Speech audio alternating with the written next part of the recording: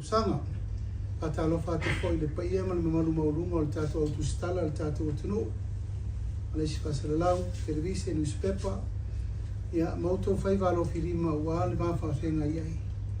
Le tatou sotanga vavana lata na Tusitala, ia ma le tatou malo ina ia langona, ia malama le atunu, tau po umolo tule mai. Mua o nei le tā o le whā o te tuu ai le atunu, I se whainga malanga whapitoa o tu inatu mo le malo Amerika Samoa, I le walauria whapitoa mo le malo Amerika Samoa le riko vana. La sa tai au le atatala lo inai se waya o so tipo kuko and le vasa communication cable. O le nei waya whasalalau ua iai le taritonunga I re ngata I nao ngā mo le malo Amerika Samoa. Ai iai le tu le leia o ngā mo le soso ina mai mo le tātou atunu le wha leia atili o tātou sota inga o mea tau waia wha te konolosi o wā tātou internet connections Wi-Fi ma mea uma whapena I sota inga numa social media ma mea uma e ala I upenga ta whailangi ma alea whiwhinei tā o le wha la mātou malanga I se walau ria whapitoa ma le fionga le minister of sota inga I o mea ngasiata tenu wasa wa le rio ia mawhaurulunga o mtanga ruenga a tatou malo.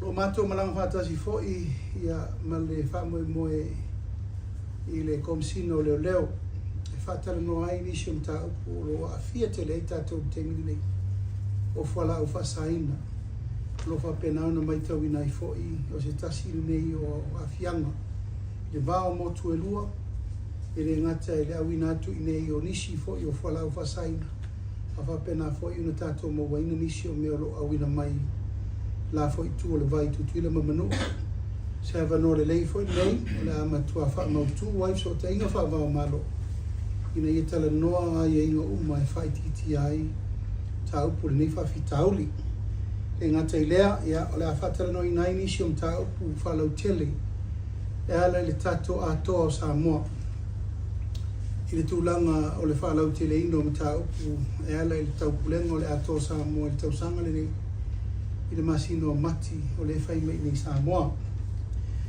Nona lua mta upu o lea ua whai ngā whanoina le kāpeneta ma whamaunia le whaunga al komiti whapitoa sa lato whiwhiriina taita I whono uma o whono whaavae al tātou watunu. I le vai aso na tia nei ia na tāpena mai ai nei whamoe moe sa tu ina mai ai le I manawa ngā luenga o lātau sang fau. Tātou ina mai ai le whai unga al tātou komiti o interview sa whai ma male lātou tāpenanga o I ua I u iai le lātou whai unga e winga I le whiriwhiri ina uma o taita I whono taitasi o I tū malo whono whaavai uma lima su tasi tono le tātou tino. Mai lo ngang whaalalo te manatu o le tūlanga lo I re nei e whai loa ai taulu manga uma o e uwhiriwhiria. Ai o tele tō laulawina I lātou o e uwhiriwhiria e vea matai te I whono. O le nei whai unga o se whai unga I lunga u whaavai I luna o ni ai e ingo na tu ina tu ai whaasala launga. Ma whainga whaavai fōu le tātou mano le nei pai inga. So se tangata au le a fia a vea matai te I whono. E te tauna o ia awala e pei o ai e ingo lo whaasala lau wai so se ngā luenga na malo. I e mwhainga whaavai le tātou malo e ale mta ngā luenga mwhala popitonga. E sa tu ina tu ai whaasisilanga o I lātou uma e fia a vea matai te I whono o le a tatau o na tusi apalai uma mai. Ia I lātou ma le peno e ui atu le tanga lengo tinam tamaitai. O wale fia vea I lātou te te whono. I le li poti watu ina mai e le komiti whapitoa sa lātou whaia le iloilonga o whaia I eil whai unga. E iai inisio I lātou na apalai mai o fionga I li whaipule. E iai inisio li whaipule e le apalai. E iai nisi o rifai pule na apalai mai a na whaaria le lātou te te I le poloketi. E iai fai nisi o whai pule na apalai mai a lango I le whamoe moe o le ploketi 2 miliona. Ia ma ua whai ui nai mwha maoni al kapeneta. E toa wha whai pule, o i tu malo e toa wha. E lei au maia ni alato tusi apalai, e ala i le whaatino ino le o le tu malo le pa, e lei apalai le lato whai pule. Lona lua o le tu malo whaleata tolu, e lei apalai le lato whai pule.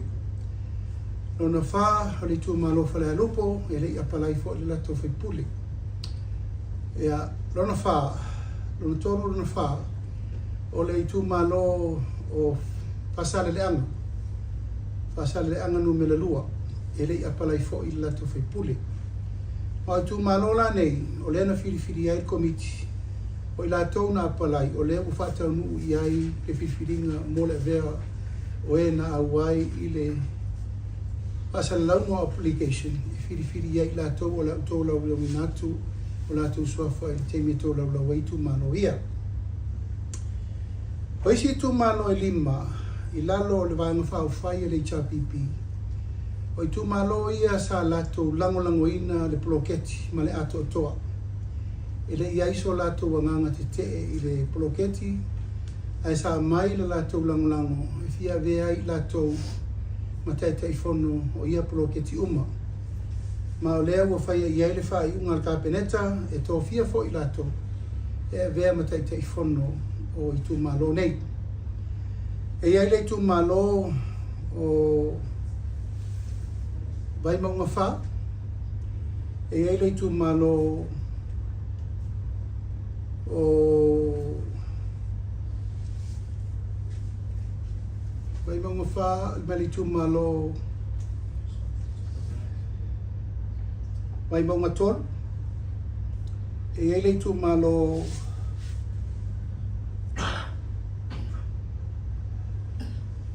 e tu malo vai maunga tu lo lava, e tu malo vai maunga wha, e tu malo vai maunga tolu, e tu malo wha sale le anga no mela tolu, o le tu malo o ale pata i tu pai lalo, o le tu malo o le va o fonti, o le tu malo o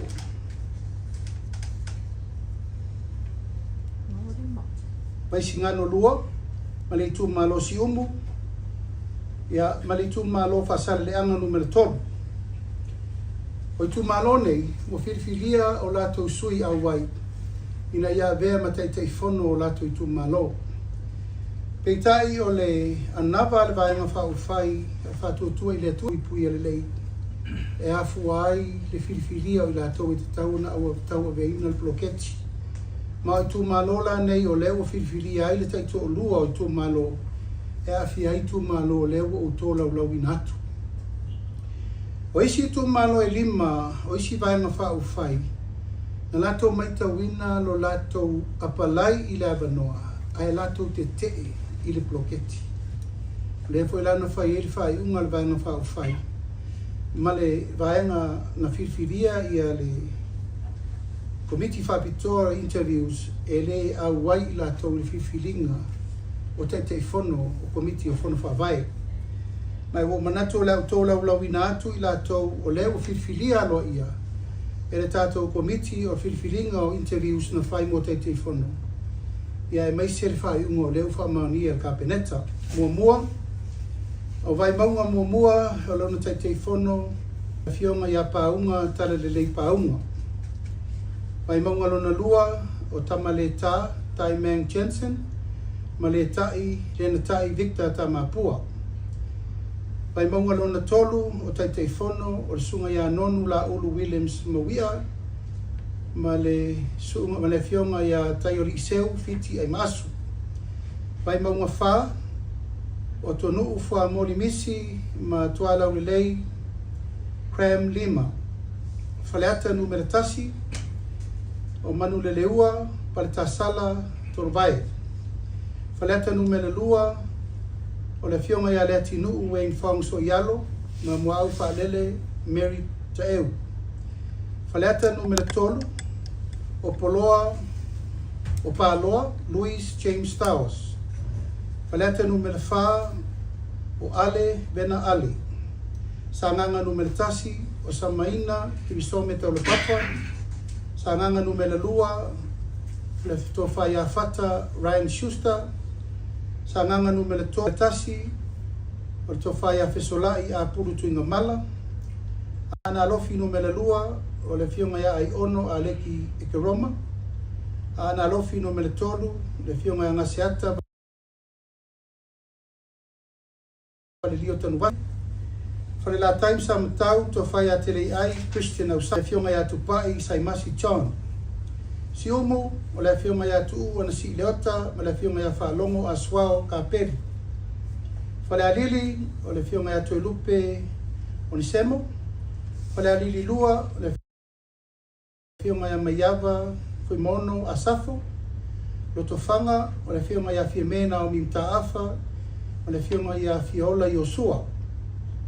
I tu malo le pa, o tupua, John Tupua, ali pata i tu pailalo, o le Bautongo Rodney Chang, o le fionga ia Falo Mabaenga Titi Maya Tafua. Ali pata i tu pailunga, o le fionga ia Tafua Edmund Taufua, Vaa Fonti, Fui Mono, Tui Vaitolo, ma le fionga ia Mau Usiosi Pui Mai. Ano amawa, la fionga ya to mata Nora Leota, fasala le anga numela tasi, la tinganga matafi la wina, fasala le anga numela lua, la fionga ya mangele se kati fioi, fasala le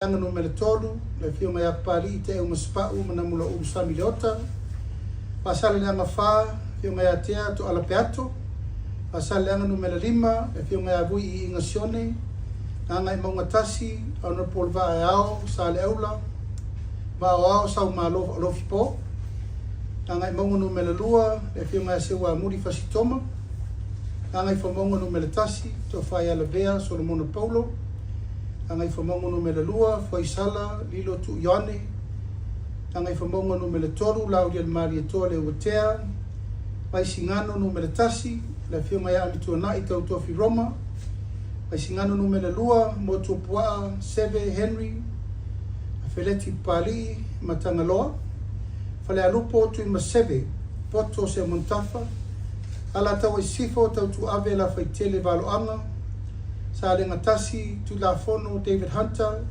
sa alenga lua, le lua sangato Karene, palau di tasi, muripola ana rosa ale morioo, palau di lua, fiu Bonifacio Vasa, Palau di tolu ayolupo tea misa Tony ayolupo. Ia masatu paitea asiata sa levao leoa. Ia o manatu o le taunuunga le na o le tātou whiwhiringa, o le tātou komiti ma ua whamaunia fo I le tātou kapineta, o le tao tonga le na o le tātou whainga whiwhiringa, ia lai whiwhiringa mo teitei whono. Pean fasisi latu e to se fulu ma le tasi tu malo o lo iai le tu langa o taite fono so fatasi. A le fasfulu isi tu malo uma e na le taite o tasi taite fono o lo fea ngai ma iai tu malo. O le nganga maualunga ma le wha moe moe ina ia ta oto le lei le whainga wha vae na mafuai o na ta pena le whiwhiringa le nei. Ia I lātou e apalai mai, ma lātou e talia talsanga, mai lātou e le I te ena, e wha moe moe, o le apalai mai I awanoa whate te whono. Ia, o manatuai o nai mata upu ia sa moa I lau whaafonga mai, ina ia ta oto e le angatonu le whiwhiringa o te whono re vai aso nei. O lo whanga solo I interviews umalawa I whono whaavai te tasi. Whiwhiri ai lau whainga luenga I tō lima, Fatulanga ai e taitei whono ia o tō laulau inatu sui au ai o komiti o whono whaavai. Fatulanga ai loa o le au suia le whono atoa a komiti uma, au whainga ruenga uma, ma taitei whono uma o whono whaavai. O le au suia I le aso rusu wiva tol tasi. E lua whono e whai I nei tūmua, tasi le whono e whai sala whai. A moe moe o tātou malo o I, e fofola umai a ia inga whainga whaavai, fo uma mea uma o lewa lima taita ina I, le wha ngā io ina uma. o le porkalame mo atina ina o nuu mai tumalo e ala le tātou poloketi miliona. Ia, na manatu lea ona o le tāua o le tātou mtaupu nei au whanga solo tau rumanga o ngā luenga, mtanga luenga, ua tawai o na whailo.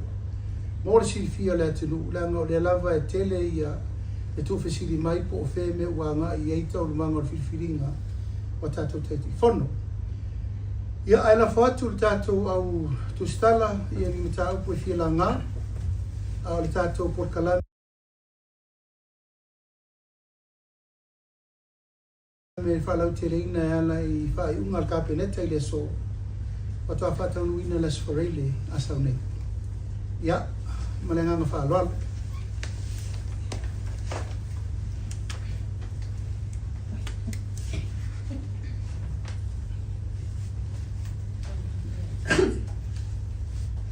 Alo whaftai, alo samwai na whiona tai i tu.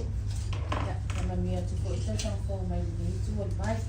Ai ola ofisili mo fa mo le la fiona o le mata o le te telefoni ia le wa malino au fala e fa mala mo banga foi e la fiona le Palemia misio vai ia ola ofisili pe ia ngatamu la vai sui o le vai no fa fa le HRBP le fa pe le ia fanga o na o te e le poloketi o le te Mautinoa na malino la vai lau Samoan ai le fo i vai na malo no Christmas. Ia e pei fo i malino fo i Feiloaiga ma le tai le tu mai. Ulo ka pe mai e le o le tete a ilato e le o tete o na poloketi. Ai pei o le tete o na o le process.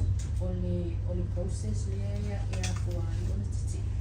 Ai le tete e le poloketi o lo miliona tala. Sili la fama mo le lau fiona po o fea tomu le sao po o le tusi na mai tau ni mai na lau fiona o lo o au mai ai o lo te e poloketi po o te e le process. Ia, whaftai mo le siri. O le ripoti le na mai la tau na whai interview. O le tusi a aki o le alana o le whai unga ia i la tau i to o lima. Te te il bloketi to te le i whainga wha vailen wha tula ngātua malo wha mamamanga na no mai na mafua i una whai unga al komiti ni mena na mai sa ti tiro vo el kapeneta e le whairan wha unga muri na mai tau binai o le mena na nantu.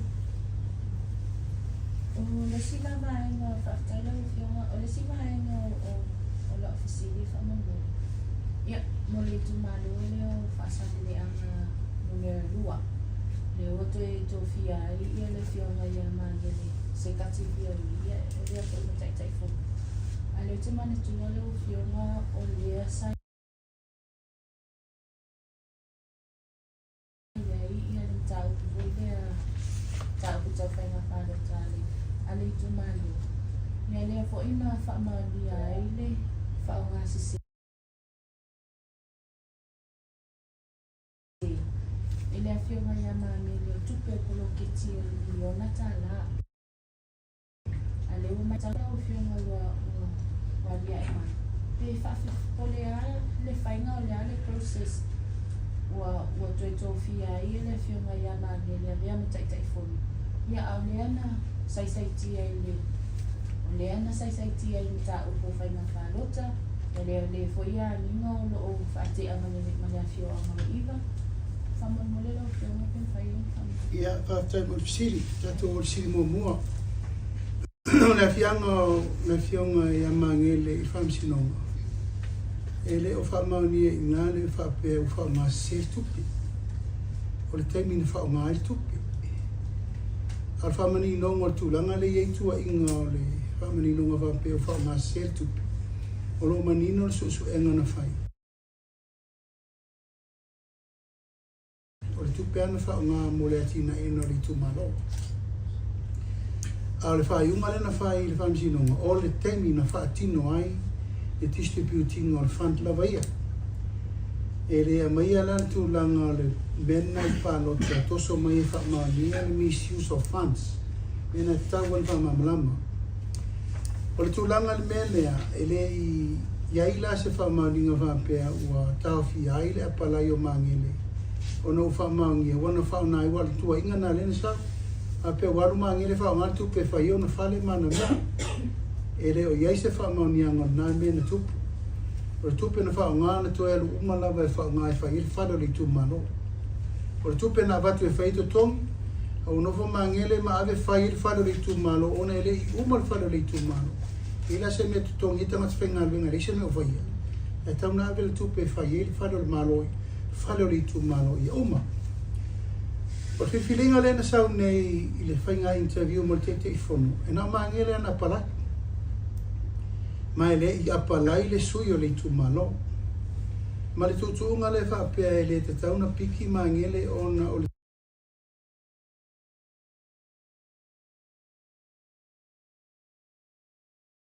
te ali tu malo. O lato, o lo te te ia mangele tanu mai lava whainga palota. Mai te taula matua manino le e le tau fia i le whaiunga le malo. I le whiwhilinga, i le ala aniotonu. Whiwhiri ele te i whono mo le tu malo. Whiwhiri mangele ona na o ia na palai, ma o ia le tangata o lena puarifai, ona o ia na uia au wala whainga whaamai, a palai mo le te i whono. A whiwhiringa ia le tu malo, i le mele tupu mai le mea mtau whaala tui whare. Ia o teletono le mena le wao mangele malo le tu malo. Ia e fofo la mea na tau. A le whaiunga lewa vatu e le malo. I le tangata e tūla i tau awe bloketi mo le siri matau sana. O mangere lewa awe whiwhiri ma whaintete i whono. Ano whaktai, tasi ala o siri whamamule tau kule te te kona. Hei o leo te manatua me na Samoa o fio. E toa whani si o tō wele ia ni apalai ni nisi na apalai pe sa o pangambole le au fia i ma lo tu malo. Waina le sto e lu whamamule lo fio. O te re ronis, na ua malo tu malo le iese si me ma apalai whatas. A te le ma ua la po ainisi o tu malo na ele i whaini interviews.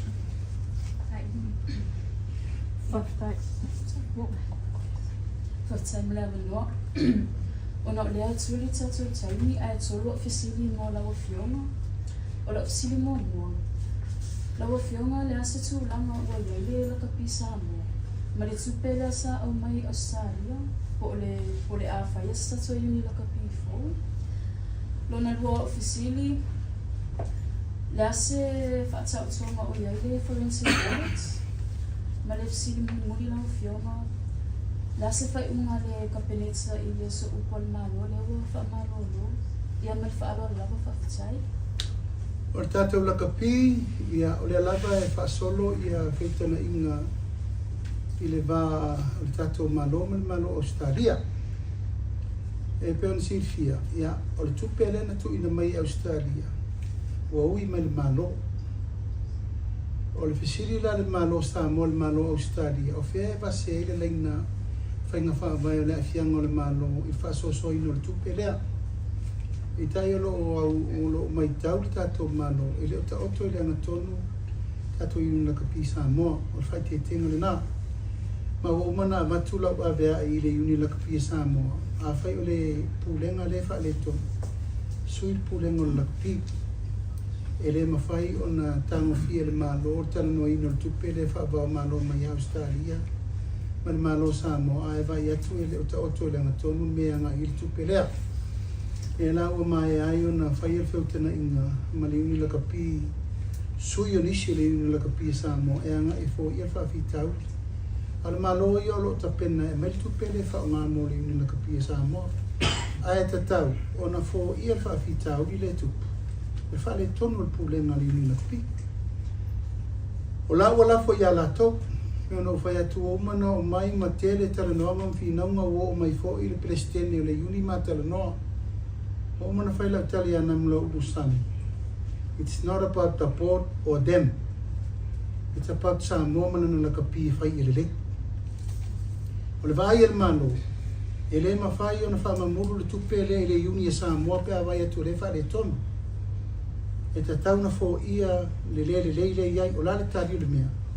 La le tari o results of peo ia le tato sulima temi tato tufia ele tato tufia le tato savage o tato tufia o le mawalalo le nao le mele o tato ho ia temi ni awana fa peo ma temi ni o le lei tato results ma le lei mea uma la mela afsiringi o la sale le al mena le temi ni umana tuai e te tau o na faile fufuanga sui le pulenga ali uni la kapia Samoa ona aungo fia lo le malo e lango sa inga tupe uma a batu nisi tupe fau fa le ia tato la kapi o le sifsili ia o sa u tu ina tu foi fa mtalanga winga ile so upo le tato malo wale si fa sa lau le so sa fa talno ina kapeneta fa unga le nga fono na tu ina mai el committee fa pitoa sa lato wilo iloa le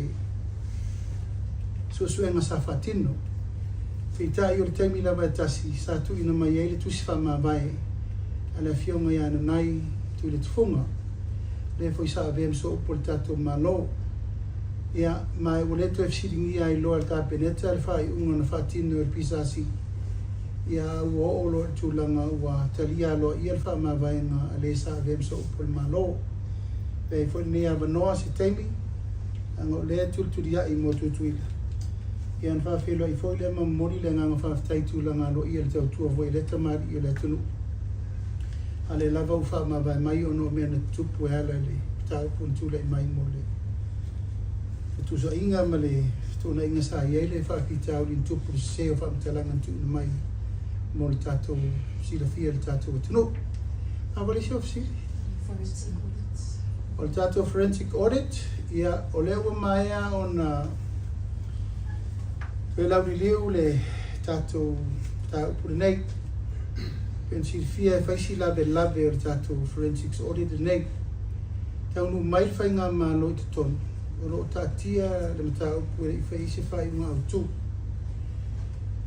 ele ma fai ona ma to muri tai fai un na fai esi fainga ma lo pe a ma to mautino ia ile tu langa tau pena vai ile tu langa tar fe mai me lo to tel tununga le sa tiro li poti a to le masina tiro il committee il cabinet e ma to foi mai ele li poti ton e te le fa le ton li poti na mai mo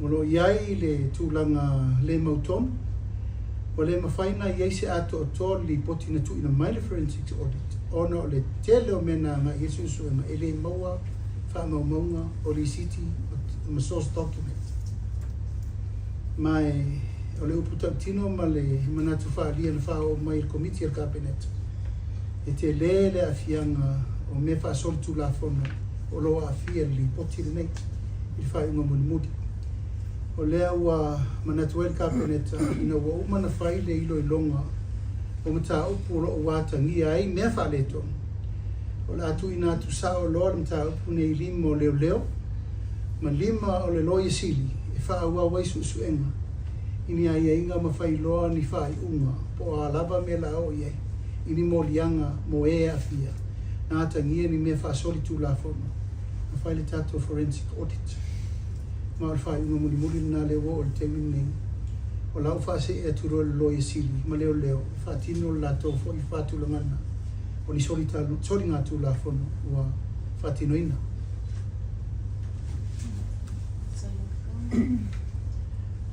malo faafetai sai fomanuia lo fioga I le taʻitaʻi o lava ai seʻitoe tulilo atu a o tatou iai ina I le vaeaʻai lenā o tupe ia po o le mataupu lea na au atu nei a le tamaʻitaʻi le apeitaʻi o te fia tuliloa atu pe ua iai se le ua talanoaina po e kapeneta le tupe hoi lea na whaanganga le na au mai tu e whaanga le SOE le State of Emergency lua se lau 5 miliona lea na pesilingia lea o mai ia le whainga malo na tasi totongi ora whainga rengal malo na lava I le tupe na totoe pe na toe tangai iai I se sa irilinga po o ame na whaonga I le tupe le na whaonga e le whainga malo le tu mau lea na iai ma whaasolo mai wale safsilia po ele fionga I le taʻitaʻi le malo le tūmau. Ia le tupe lea na whaonga e li taimi nau tau nuu mai e tonu lona whaongaina. Half-time of Siri, wa umana saunoa minister tupe. Ole anga Yesu su enga alato mtanga lwema. Tato tupe lea ili teimu state of emergency na wa maroro ole ta maroro Palemia. Ma o logo tatia le fionga le minister tupe e lati a meili poti tonu e mtanga lwema tupe. Whaftai, na o tuli atu ona o lei i tato i le vai liu lea ai o la o toe taliu mai lola i tato mta upu lea na whiona e whunga ina mai i taitai whono. Lena e sao noa e 5 awanoa lea o le a whai ai sa tolu awanoa na iai i to tonu o le committee wha ai tu malo o le manager ia o le whailau tusi pe ama le teu tupe ia peta i lea wa 5 ai o lisi vai ngolo ofisili o lea whaango atu o nei ei tu malo na e taito lua mai o lato taitai whono ai o le awa ese ai la le tu langa sui taitai whono awa o tu malo sa iei o lato sui taitai whono pe o le sui taitai whono e iai lawa i tutonu o le vai ngol komiti lea sa sefulu 5 ia lena tu iai ai o komiti la lea wha tu malo e fia ia sui o komiti lea o seto la ilo te mile nei lea whai o sui o komiti.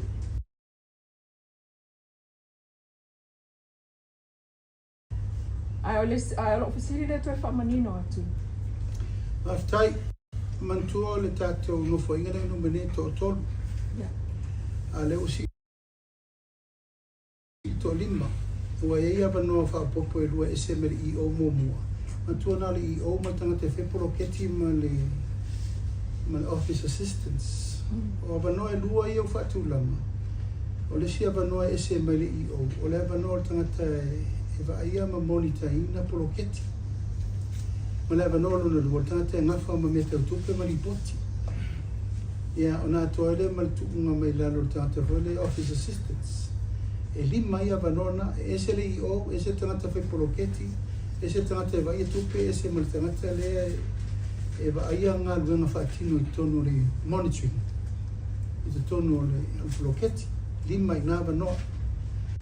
O tātou komiti, o leo vai o i tuma lo i lalo ifo le whape 5 i nu.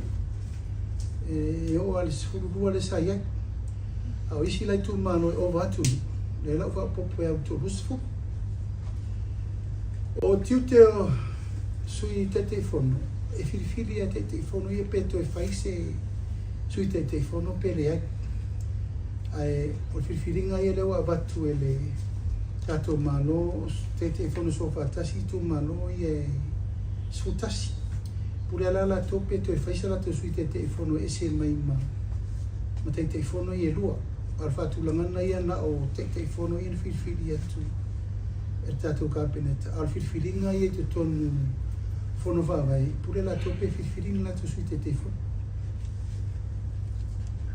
Ua e tu malona e lua mai ia o lato taitai fono o tu malona sa ia o lato sui taitai fono e fa pefea la ona tonga fiti pe a o atu nei taitai fono o fai pule na iai momua ma la tau sui taitai fono na iai na wai ma la tau. Ai tau nu atu nei tu tonu o le isi sui le to luai o le sui na tau ba e mana o tau vai lalo o le fas a pe lango fo'i i le fas. Peitai o le amana o fo'i ia e avatula na ia fo'i sui taitai fono e wha pe i la o na fofo se wha fita o le tu lai mai i. Sa matu tera noa i lena nafi. Wai e inga whenga wha vai ia na wha mautu. E lala mua le sui o le vanga wha o whai ni wha tuina bloketi. O la whai lawa o maire ia i inga wha pe o le whai pule le sui al fast. E ave i sui to valu al komiti na te whiwhiria. O lesi sui, e lesi tai te whono e ave i lesi vaenga o le komiti na te whiwhiria. O le whamoe moe la baia ia i eile malo si anga e umia ai e le whainga malo o le tūlanga o le whafoifoina o le tātou tau. E o voi lai tūlanga o le whafoifoina o le mele te sauna o mai sui te te whono. E whiriwhiri e la ua. O nei mea umana whatūlanga i ei. Alfai ungo le telenono. E telenono la ua le me pito I siri na tasi I ele la pina ngalo. O ma voi na ave I ai le fautua ngana nafi. O a I inga e batu le malo ma me uma. O le uwhifiri atu la ua to lua. O le sui o le fast ma le whaipule. O la I e telenono an me lei mo le latu I tu malo. On me pito I siri na mali lia ma I e whaatasi ma le tu malo. O le mena na e whai. Ai pe o tūlanga le te sau no mai ai sui te telefono. O mena nai whiwhiri I lau. Pe to e whaise la te sui te telefono pele e. Whaftai. O le ua ma watu e malanga lau whionga I se taimi nei pe au ma tātou whono I Amerika Samoa. Ai o le au mai au Lacey Cable mo sota inga Te Lewabawe. Is it a submarine cable? O le wala uria na rena mai el kovana. Wa tatala le si lato submarine cable. Ese mai ai mai le lato Hawaii cable le tau whai mai fo e mai le iao mai ai nei. A mai moe la vai. E le tau tato misia banoa pe afa pe o leu wala o mai tutui le tato te o atu e mori mawina le lato submarine cable fo lea. A o fatu sa tusa I le vao tato tutui la. Ele tai o tato o sao ma le ma le tau mofie la I le internet e tutuila sa o lava le na stau nuro lava le tutuila ese le vabe o na kiliki o lungo telefoni mo mea e o voila le lato tau e tau mofie ma mao le internet e tutuila na ilo tato fufuanga na leanga ilma fontanga ma le afionga I le likovanga. Ia polale awala e wha soa mai ei le manui ele. Mo tātou. Mai o te taritonu le me pito I siri na talawhia ngai ma talawhiunga lea o le tātou wo I mata I tū. Ai o mai al temini nei tu lo peo no whai atu. O lo mai tau ina pēr tu langa o le tātou te o ai lo potu le a solo tuai tātou teranonga I le so e alu motu motu. Ma alo mai tau ina pēr men na o lewa na tau na tātou la laa I se si me ma rosi atu. Ia le lei, tau mo fie sao le tātou internet.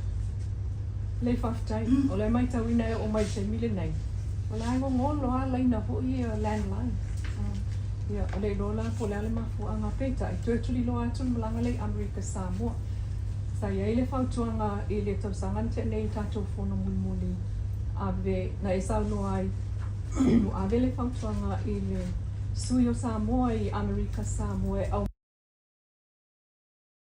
mai se lisi o mea o lo mana umia mo le anga I luma pe o tau o mai se lisi o mea fi mana umia na whalei ma so e longo mai ia fufuanga pe o le whauina le staki so whale mo tātou tangata whai ngā renga ia o le ngalue ina fo I o whanua o Samoa I Amerika Samoa. O lo whasolo. O umana avel whatonunga I tātou konsula lai Amerika Samoa tāpena o mai tūlanga ia. Ma o lo iei li tūlanga o le developmental plans ma me umana whatatia. O le atu e maua I fo I le sifsota inga I le ntau pulena me le stakis. I le whase lau lima suru, whase lau le lima se lau wanoa le utoewa o popo mai. Ia, ma le tūlanga tāuan na o le fo I la tāpena iak.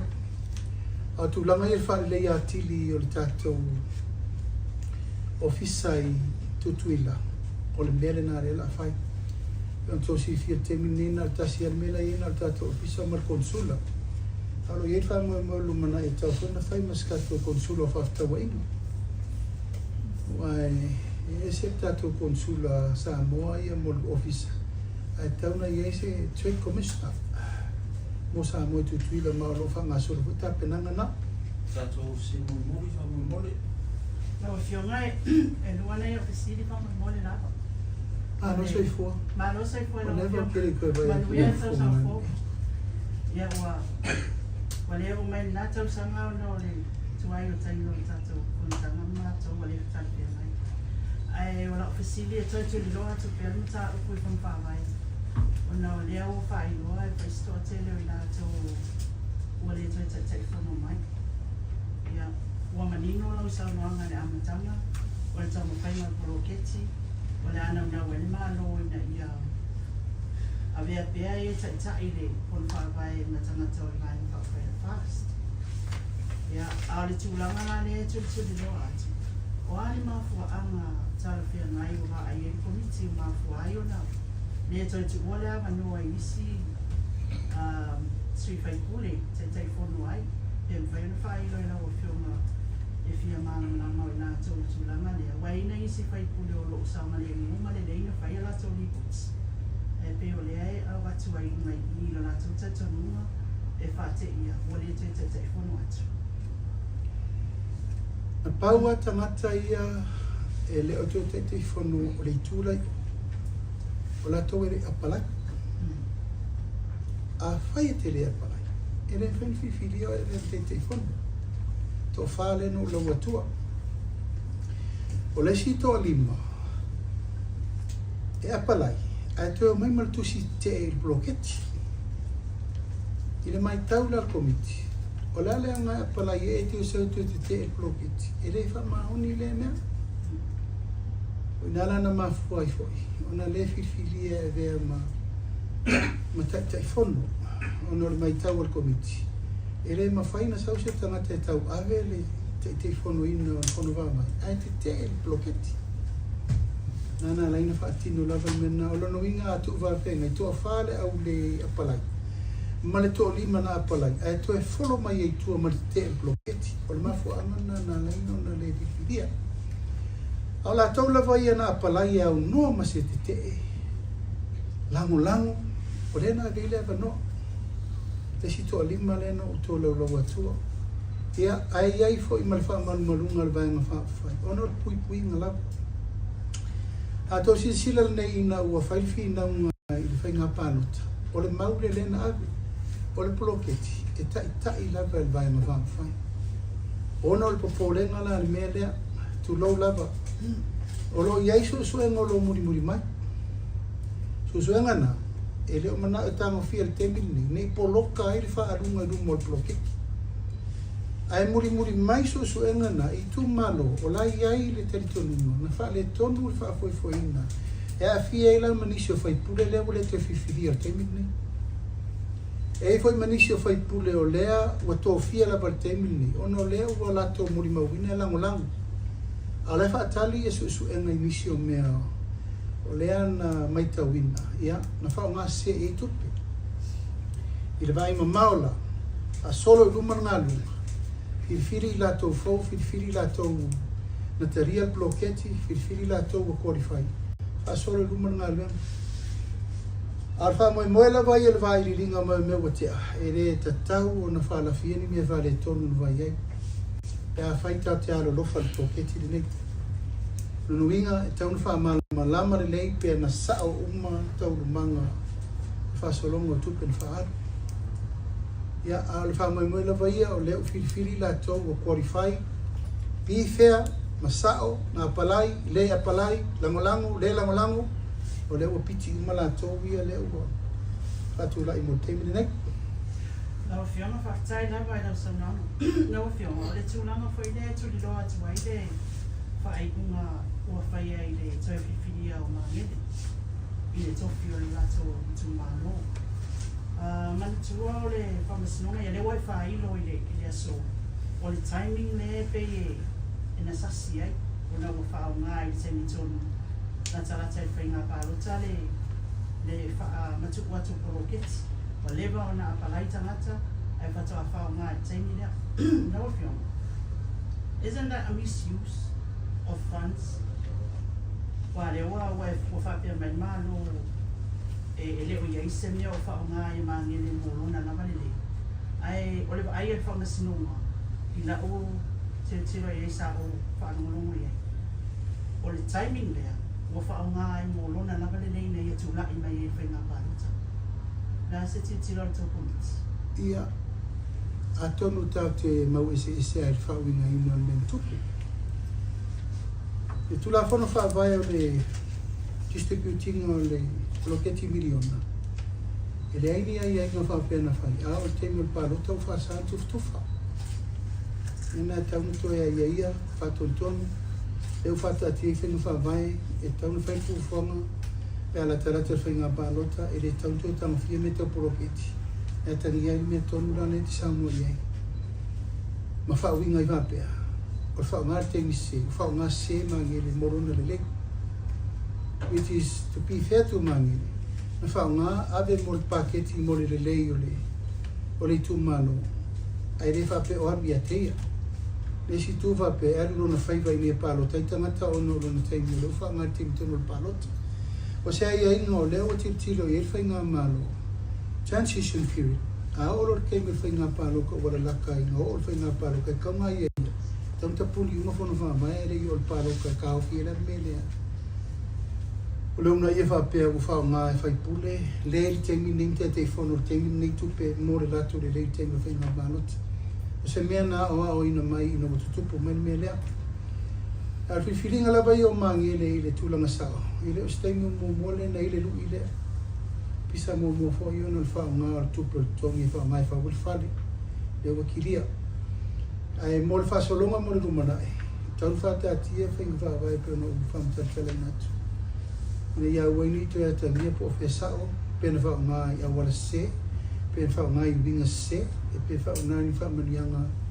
Ina ia mawaini me ni pe o le ntatu mai tau le palota. Ja. Ja, maar ja, bij mij is het goed. Itu kesini lama ya, ya satu officer fanga pele iya via jono le, jangan kabineta pele isi pasien pak memboli, ada iya iya Ja, en tele maua mana ya lo ofio sawa te pesiri alma. Eu vou ver tu Tusitala.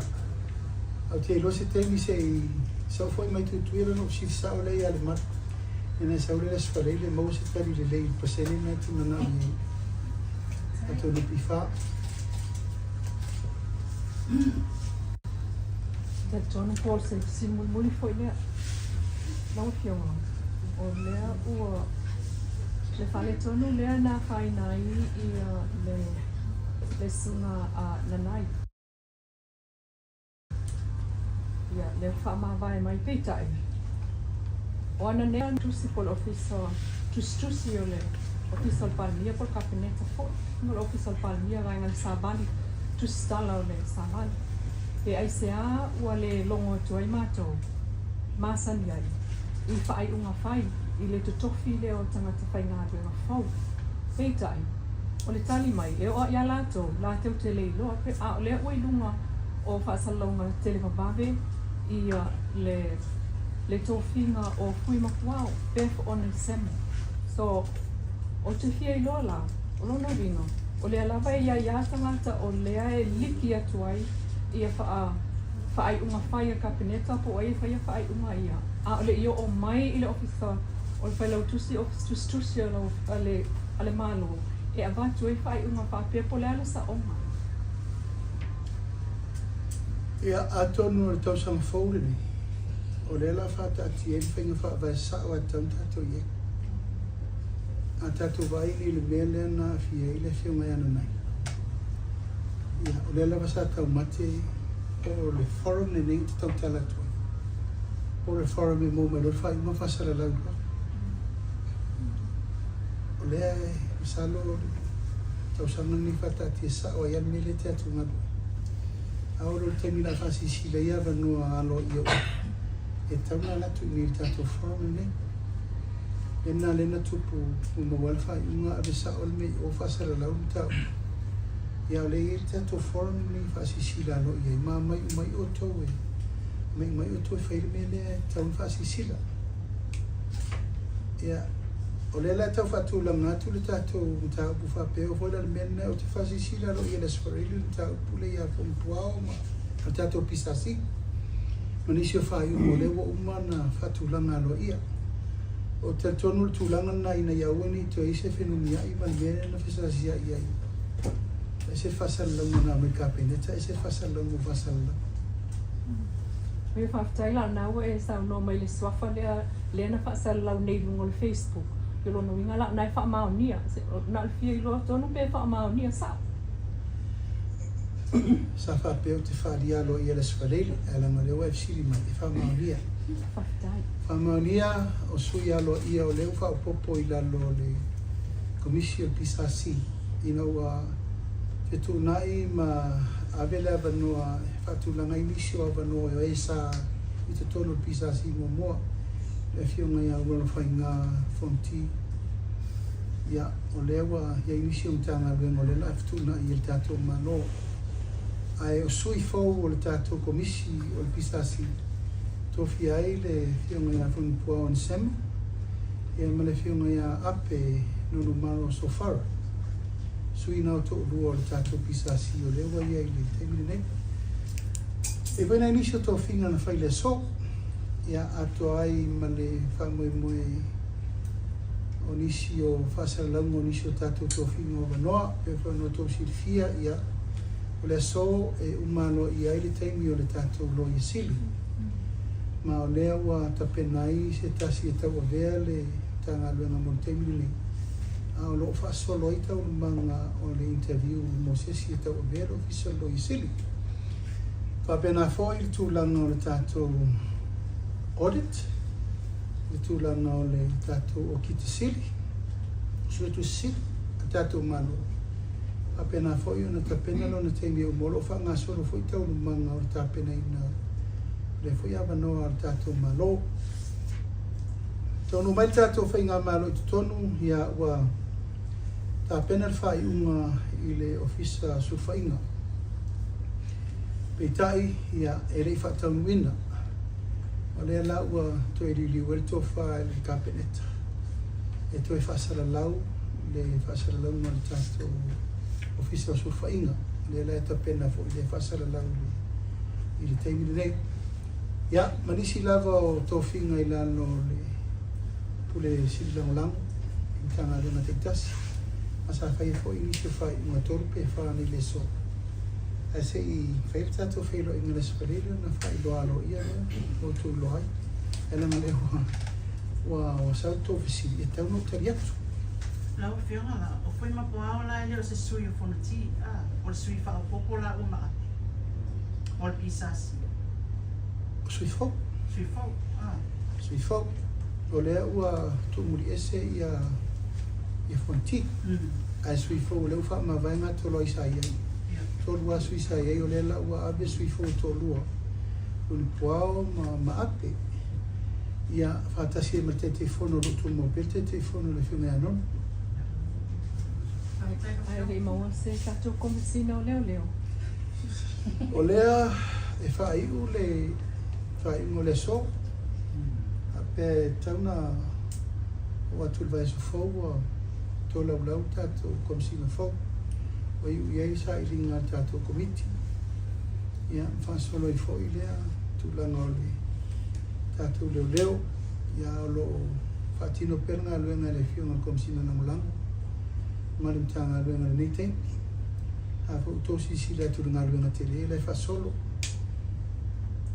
Ia ko kere fifi ko karango mai whalau wasainga.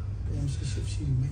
Ia sa tawa watu le whasiri tūrama whai leo le o atai au whaari mua. Ia wala o whionga minsta o leo. O te iloa, o lea e longo mai ma e si la fia ina tūlanga lea. Ia, ai me sei foi. Tūlanga whai leo le tatou no whaatasi e mai whamasino. Wa wakui kai, ia, e se iwanga nā ua whaamaunia le sol tūla whono. Ia, pe a mai foi se whaatanga ngā le whamasino. Ia, sa whai mātou fisi komisina le tūmau. Ia, ai whaari mai ai e awhamasanga e tāra whia ngai whaari mo sawa le lima le tū. Aula mo whionga o le asa o tō wha i e tūlanga. Ia, o le mea usau no i e komisina e tāra whia ngai. Ia, lala o kalala whai aku. E pei whai o au. Na charge lo au, ni roa umaralolangi a ko o. O lala le mea o la le whai loa i la ko o charge. O whea wase aile lainga o kangaka o charge o nei loa le.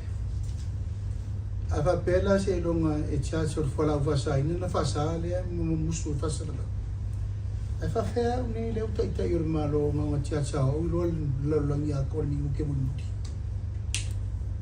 Pule leo lato ngā lwenga. Ai elo nei tutaua mo lo ngona o le tutaua. O le awala ia alert le tunu. Ia I loa le tunu I la tau nei e whaia le mea le anga le nei. O le su e tupe I le tunu. E watu pela upu mamafa le nei. O tango fia le tangata o whalau whaasaina o lana le nai a te tau. A le mele o tupe. O su e tupe tangata I le olo le tunu. And that's the most serious matter we ever face now. O su e tupe I la tau le olo whanau, ma olo tangata. Whai pisinisi e? Whaatawa la tau tā, wale whau la tau whak. Whau me ese. Ai loka tala whenga in me, o se soli tu la whono me tau tia me lea. Ya, e peila na sao no le mene na. Wa o ngā le me leo whaasara la wata, e lei ma sesi e tau le vale le me lea. A wafo, le la alu ma nei lunga o lona inga, o lona ingoa, o lona suafa, o lona nuu. O na alo lea, o le whai te tenga ma le fisoso ani mai le na. Ale pule mamaru ari infai pule mau to tele tu malo wo mai. Eli poti mai la mele o tupu. O sia tangata tele lo le wali angale ba ku e runga ka le lo le ko ke fidi e ta makanga ka le fe mai mai. It's a protection, alert and a safety valve for everyone. Ina ia mauti noa, ia e lo le o lo yo tana. Ma ia lo foi le pui puinga wai ta tele lo ala vai. Al mea ia pe ono whai atu. O le mata opurene. Sa tauna whai se furu rosi kutau sanga terwai. Alal me leu tātou wawai. Kau kia whale o kamaka. Kau kia ka vale whewai. Kau kia lifestyle a kamaka. Ai sau mai whetu pe. Sau mai le tunu. Sau mai alo ma whanau ma le mele tupu o matua. Ai, la o toi titi fitus furu lau tai ta whai ngata. Wai la tu tala loa o mai pule fasala lau. Pero me sa ona wa fuli le au trakti la sine. O le foi no mai tau tele fa mo mo e wa mai. O la le no mena o le au taxi e ya fiele. Le kiliva ina. Ya mo le no fouta fo e lau fai taxi uma. O no mela e wa mai. Ele ai ma se si e tau mo alo. Na o fo ye fu fu nga tato malo wa fa yo le wala le fa nga ta vale la iti ki vai me ya no fo ta le ta na ta te me mo wa pon me fa ta puni il taxi ta puni in taxi stand pui nga na ta un fa me le fa nga le wali ia ave ta vale la iti o ki diva o me fa pe ile fa ile to ta mo alo malo no to nga me na nei la nga ia fa nga se ana foi na fai le malo tu la no tavere lo pasese so soni mo le tinga no ai tu lo la vai la to lo fa maoni fai pela to tuti ale tele o like sen nampa si o mai o le potia mai ya o ile pe o malo sino mafuli e fa mata vale la ti fe o e ki di vai le o na se la patainga o le fa solo la varna le muni nei mai sala fai fa no atel sfuru montu a fieta mai tai to torto fa ai maua mai sa va ile aisa ai muri ne ile se me fo whatever na fai ya o ai la fai o i tafia o i a matan pui fai il malo e wa mai ne ye tanga le ngole le a matan tatu bo fai nga le ngala ve mo tatu tino ya muri le nga fa tai tele tato fa sala la me tu la aso a foi ta ingo de aso mo fa mo fa tai tato tu filo nito san fo fi va ya auto tu o me mi si auto sa tu filo sa fa meita o mai pe ni tato fa sana i nei ma tato te no tato fa so fo ni tau sama fo me uma e mori le ngang fa tai tiri lo to wa fi mai tala mai au e se foi tapo e mai se tato tunu i moto malawa ta fai fio langi mai tau mai fa tai tiri Samoa le ua tato wa mata ni tau sa fo le lofa malanga le le tu ia tato tapo ia fai va mga no ni tau sanga asparele la fasi sila lo ia tuai wala ai tato investment le valele asin nam ta usa pasia le cabinet ole wala e te shareholder i tato vani. Ma lea wale tau i lau te mga tupe ki tonu tato utos. Ia la tala tato por kalame na ka atu e te riu mai tutuila la ngā wavel te imere va. Ia manu te leina lau whasausanga sa mo le neitu lau le aso, ma to wa lofa te reatu. Ia fu whamor whai mo le nei bai aso e meise tai o malama, o boa. Aso i foia mai manuia.